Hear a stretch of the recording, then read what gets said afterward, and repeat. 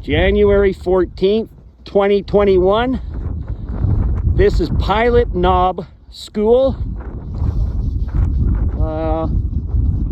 Highway 601. Can't really get up front because there's barbed wire fence, and it sits on a hill, which is kind of neat.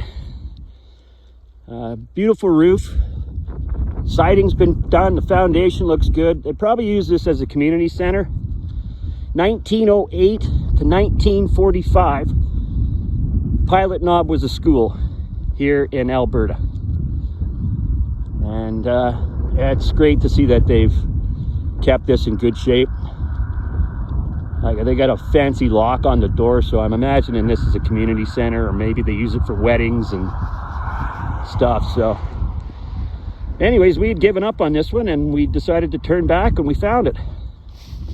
So we've only missed one school so far. Pilot Knob School, 1908 to 1945.